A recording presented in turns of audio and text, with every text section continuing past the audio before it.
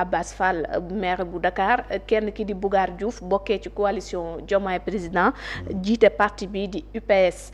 alors dafa porter plainte moom Abass Fall parce que dafa jàpp ni dafa am benn kon texte bu ñu génnee en tout cas xotti ci ay wormaam ci ay sos yu ñu teg ci kawam ba ñu convoqué ko ci moom Bougar Diouf waaye bi ñu demee déglu nañ ko libéré nañ ko. dafa am lu ñu gis tam moom mu wax ko ba contre plainte na moom Bougar Diouf. ndax nee na texte boobu ñu bind moom ñeelu ko. ndax benn parti légalement boo xam te ni dafa tënku ci yoon moom moo ko bind ba tax na amul responsabilité bu ñu jàpp ne am na ko ci. lan nga ñu mën a indil ay leeral ci loolu. ndax su fekkee ni jàpp na ni parti ma ko bind. moom en tout cas même bu ko jiitee it amul dara lum ci laale ak lum ci takke.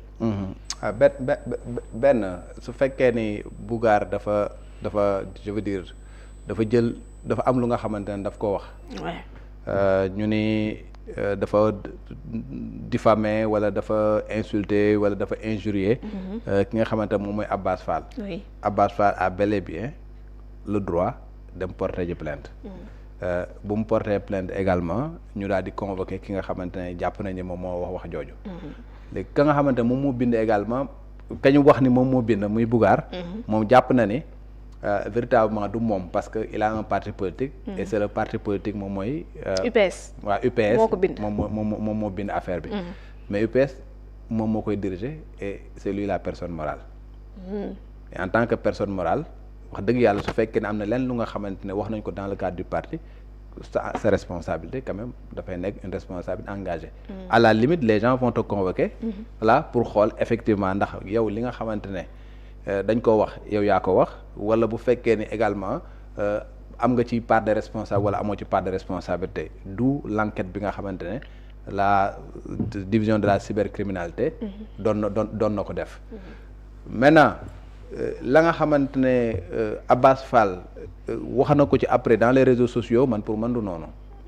c'est pas parce que porté nga plainte que ni impérativement ka nga porté plainte buñ ko auditionné dañ ko war a téye. parce que le fait que ñu auditionné ko bàyyi ko mu jàll voilà ça a eu le don de l'énerver ba nga xamante ne am na nu mu bind ci réseaux sociaux et consorts ça se passe pas comme ça quand tu déposes une plainte c'est à la justice de faire son travail et c'est à la justice d'apprécier ndax véritablement kii kat am na ay indices yu nga xamante ne mën na ci basé wu pour placer ko en garde à vue am na indices yu nga xamante ne mën na ci basé wu pour placer ko sous mandat de dépôt et consorts yow ba nga xamante ne da ngaa porter plainte partie au procès nga te la nga xamante ne la nga ci am mooy action civile ba mooy lan damaa bëgg ñu ndàmp ma nangam mais amoo sañ-sañu damaa bëgg ñu jàpp ki wala dama bëgg ñu condamné ko nangam il faut que ñu xam différence boobu yow bi nga xamante ne dañ laa tooñ action civile nga am action civile mooy lan tooñ nañ ma léegi nag dama am lu nga xamante ne dama exiger dama bëgg une réparation mooy ñu ndàmp ma damaa bëgg ñu jox ma 100 millions dama bëgg ñu jox ma 50 millions dama bëgg ñu jox ma 40 millions loolu mooy say sañ-sañ. Kanta kii def na lu nga xamante ne dafa violer le code pénal dafa violer beneen code. et que dañ koo war a garder en vie wala dañ koo war a tëj wala dañ koo war a nangam ak nangam. là c'est le procureur. ki nga xamante ne moom mooy le maître des poursuites. le maître de l'opportunité des poursuites ki nga xamante ne c'est l'avocat de la société moom mooy veiller à ce que. ku def infraction ñu teg la yoon.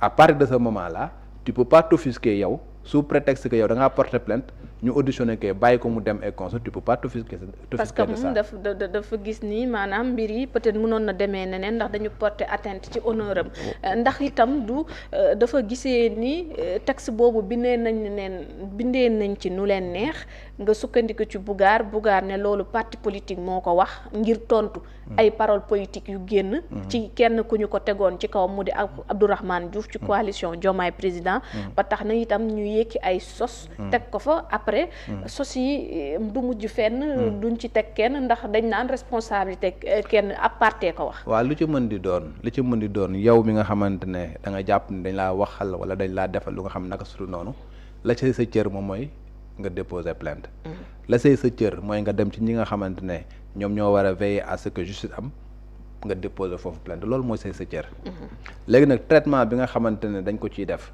ndax dañoo war a jàpp ndax dañuy jël dossier bi envoyé ko au niveau de la justice ndax dañuy classer même le dossier sans suite bu fekkee nañ jàpp que ni amul infraction et consort loolu du sa cër yow d'accord la sa cër encore une fois moom mooy nga porter ji plainte nga bàyyi la justice faire son travail et que bés bu ñu demee ba nga xamante ne nee nañ procès am na.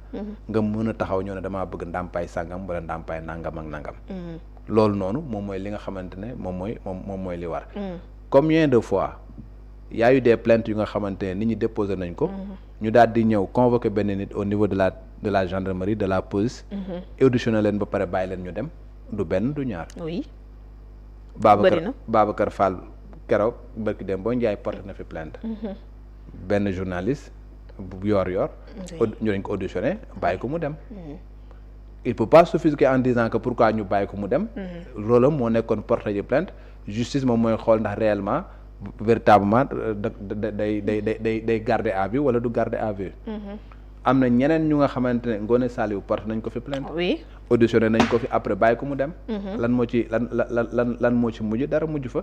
ña porté woon plainte seen rôle moo nekkoon ñu porté ji plainte. ñi nga xamante ne ñoom ñoo waroon a xool réellement ndax la mu wax nekk lu nga xamante ne dafa jéggi ormal loolu procureur la. léegi procureur nag moom bu fekkee ne la nga xamante ne moom mooy ay prérogative am. exercer wu ko pleinement et consort. moom mooy ki nga xamante ne peut-être li mu waroon defu ko mais yow. tu peux pas exiger que ni sous prétexte dañ ma wax nii wala duñ ma wax nangam ak nangam damay porter plainte et su ma porter plainte nit ki dañ ko war a jàpp séance tenante et consort am nga sax possibilité amoon na possibilité au lieu que muy porter plainte mu def citation directe mu dem au niveau affaire bi dem au niveau du tribunal bu ko defee ngeen taxaw ngeen layoo su ngeen demee c'est le juge du siège bi nga xamante ne moom mooy statuer buñ statuer jàpp ni kii ka dalaa tooñ bu boobaa du la laaj de ñaata nga bëgg ñu tëj ko déedéet da lay laaj ñaata nga bëgg ndàmpaay. oui donc affaire u tëj sa yoon newu ca. du sa cër action publique la te encore une fois action publique ka nga xamante ne plaignant la yoonam nekku ca. ay kii auditionné nañ ko pourquoi garder wuñ ko à vue pourquoi ñu bàyyi ko mu dem pourquoi nangam ak nangam et consort parce que dafa far kii wala dafay jàppale kii wala dafay jàppale noonu ça ce sont des arguments yu nga xamante ne. wax dëgg yàlla voilà du ay argument am. léegi nag nan la ñuy mën a tamit fexe ba yoon am. si toutefois parti moo ñëw wax génnee ay kàddu gàll ko ci kaw nit foofu kan la ñuy mën a pointer carrément ni kii la ñuy gàll responsabilité bi. mais parti dafa am personne morale. waaw comme fii nii. Bougane mooy personne morale bi. léegi nag déglu nañ ko dem na. même si su fekkee ne gis nañu ne kii moom offusqué wu na ci ba nga wax nga ni waru woon am taxawaay boobu. waaw parti dafa am responsable moral. oui. le responsable moral lu nga xamante ne tey jii dafa am ci parti boobu tu engages ta responsabilité. dafa mel ni un journal. un journal bu nga xamante ne nit ki dafa am responsable moral. le responsable ki nga xamante ne moom moo am responsabilité c'est le directeur de publication. oui li nga xamante ne daf koo def mu nekk fa wala lu nga xamante ne daf koo def nekk fa également il engage sa responsabilité. Aïda man fii Seneweb gii nekkoon naa fi gérer la rédaction. oui. année bi ma demee Màkk 2016. ma jóge fi fekkuma fi j'étais à la Mecque. Lorsqu'il y a un article qui a été écrit ici ñu porter plainte citation directe man dama koo jot fekkuma fi. yow la visé. man la visé je suis allé au tribunal pour répondre. oui parce que tout simplement loolu mooy li nga xamante moom la texte yi prévoir. donc tey ki nga xamante également moom mooy le responsable moral. xam nga mu nekk nga xamante def nañ un communiqué bu nga xamante ni dafa nekk benn parti politique wala ki nga xamante mooy responsable moral bi. day engager sa responsable parce que un communiqué d'un parti politique. duñ ko publier jamais. te responsable moral nekkul ku nga xamante ne daf ko valider. il faut que comité direct bu fekkee nañ am comité directeur ñu xamante ne am nañ comité directeur wala quel que soit kuréel gi nga xamante ne moom mooy le comité exécutif. mais la personne morale mooy ki nga xamante ne moom mooy jiite parti boobu et par conséquent communiqué bu génnee daf koy day engager sa responsabilité. communiqué nag bu fekkee dafa am ay saaga wala mu nekk am ay xas. wala du nga xamante ne lépp lu nga xamante ne dafay violer la loi. kooku noonu dafay engager sa responsabilité. donc tey ji bu fekkee ne réellement. Bougane communiqué boobu nga xamante ne parti moom moo ko jël dafa ne am lu nga xamante ne dafay jéggi orma wala dafay violer li nga xamante ne moom mooy un certain nombre de règles. wala dafa porter atteinte à l'honneur et à la considération de Abass Fall mënul bañ a engager sa responsabilité. mënu ko bañ a engager. voilà maintenant c'est pas parce que dafay engager responsabilité am. que Abass Fall également peut se permettre de dire que ni yow porté naa la plainte convoqué nañ la déglu nañ la pare bàyyi la nga dem par conséquent ça c'est pas normal foofu laay waxee. waaw foofu laay waxee. donc kii su fekkee ni lañ koy jiiñ moom moo ko def dafay engagé responsabilité am kële également buñ ko tooñee dafa am lu nga xamante ne moom mooy cëram am loo xamante ne du cëram. donc ku ci nekk véritablement na yem ci cëram. problème bi moom mooy benn commentaire la boo xamante ni dafay revenir souvent. ñi nga xamante ne dañuy xotti war mooy premier ministre. wala en tout cas ñeneen ci kaw ñuy défendre njiitu réew mi li leen war a fekk des fois yoon war a teg ko seen kaw du ko fa teg. carrément léeg-léeg ñu yëkkati tam ne protection bi war carrément ci boori premier ministre du am ci yoon ni mu war a fexee en tout cas rëkk ndigg képp koo xamante ni da nga koy jàll baat daaw da loolu itam souvent mu dikk. bon man daal li ma jàpp mooy que ni ñun dañoo am ay textes yu nga xamante ne dafay nekk code pénal dafa am ay yu bëri yu nga xamante ne ko jàppee comme ñaawteef te képp ku ko def yoon dafa war a dal sa kaw. ki nga xamante ne moom moo war a veiller à ce que yoon dal ci kaw nit ñi. moom mooy le procureur de la république. mu am ay prérogatives yi nga xamante ne code de procédure pénale daf koo tëral. man dama jàpp ni kooku noonu ndey ji seex la war a tëddee le procureur de la république. yow bu ñu la tooñee citoyen lambda ak keneen ku nga xamante dafa nekk autorité ak keneen ñoom ñëpp ñoom ñoo war a bokk même àtte ci justice parce que la justice est faite pour tout le monde. Il y a pas une justice pour le citoyen lambda. Une justice pour ki nga xamante ne dafa nekk maire une justice pour keneen ko xamante acteur politique la une justice pour keneen la loi est impersonnelle et ça s'applique à tout le monde maintenant am na teg peut-être ci loi bi ay prox ndoll yu nga xamante ne des gens yu nga xamante ne dañu am yenn prérogative wala dañu am liggéey bu nga xam dañ koy liggéey moom protection bu nga xamante ne dañ leen ko war a protéger.